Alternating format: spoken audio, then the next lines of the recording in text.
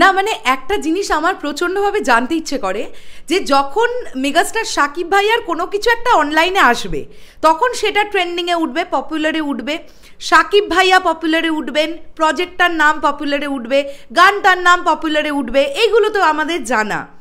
কিন্তু শাকিব ভাইয়ার সঙ্গে যারা যারা কাজ করবেন তারাও ফেসবুকে ট্রেন্ড করবেন, মানে তার মানে বিষয়টা দাঁড়াচ্ছে কি যে মেগাস্টার শাকিব ভাইয়ার দাপটটা একবার ভাবুন, যে শুধুমাত্র ওনার সঙ্গে কাজ করবেন যারা তারাও ট্রেন্ডিংয়ে উঠতে পারেন ফেসবুকে।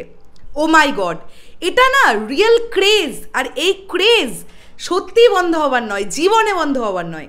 হ্যালো এভরিওয়ান, আমি পৌশালী চলে এলাম একটা নতুন ভিডিও নিয়ে। দারুণ একটা ব্যাপার চোখে পড়লো এবং মানে শাকিব ভাইয়ার একটি ফ্যান পেজ থেকেই পোস্টটি করা হয়েছে এবং সেই পোস্টটা দেখে না আমি রীতিমতন সত্যি বলছি ভিমড়ি খেয়েছি।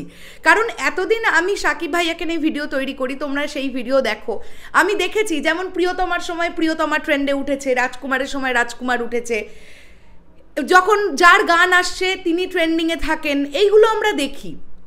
গতকাল থেকে যখন থেকে আমরা শিওর হয়ে গেছি যে চঞ্চল চৌধুরী তুফান সিনেমায় একটি বিশেষ চরিত্রে তাকে দেখতে পাওয়া যাবে, এখন চঞ্চল চৌধুরী নিউজ এইটা ফেসবুকে ট্রেন্ড করছে। জাস্ট ভাবতে পারছো তোমরা, মানে কি হতে পারে, কি হতে পারে? এখনও তো তুফানের তেমন কিছু আসেইনি, জাস্ট একটা ফার্স্ট লুক এসেছে, আর কিচ্ছু আসেনি। তুফান টিম যেভাবে ডে বাই ডে তাদের কাজ এগোচ্ছে এবং যেভাবে টিম কাজ করছে জাস্ট ধারণার বাইরে। মানে অনেকেরই এটা আমাদের বক্তব্য ছিল না, বা অনেকেই এটা বলা বলি করছিলেন আপনারা, বা অনেকেই বলছিল যে তুফান সিনেমাটা এত অল্প সময়ের মধ্যে ফ্লোরে যাচ্ছে, এত অল্প দিনের মধ্যে কিভাবে পোস্ট প্রোডাকশন এগোবে। আপনাদেরকে আবার একটা জিনিস বলে রাখি যে তুফানের যেদিন যেদিন শুটিং হচ্ছে সেই দিন এডিটিং হয়ে যাচ্ছে, মানে একই সঙ্গে শুটিং এবং পোস্ট প্রোডাকশন একসঙ্গে চলছে তুফান টিমের। কাজেই কোনো রকমের কোনো ঝুঁকি তাদের পোয়াতেই হবে না পোস্ট প্রোডাকশনের কাজে গিয়ে। যেটাতে প্রচণ্ড রকমের ধ্যান দিতে হবে সেটা হচ্ছে প্রমোশন, আর ডেফিনেটলি সেটা প্রচণ্ড ভালো হবে, আমরা এটা আশা রাখতেই পারি। তো চঞ্চল চৌধুরী পপুলার বা চঞ্চল চৌধুরী নিউজ এটা ট্রেন্ডিং, মানে পপুলার নাও ইন ফেসবুক, বাংলাদেশের ফেসবুকে। তোমরা নিশ্চয়ই দেখতে পাচ্ছ, তোমরা একটুখানি স্ক্রিনশটগুলো আমাকে পাঠাও তো, আমিও একটু দেখতে চাই।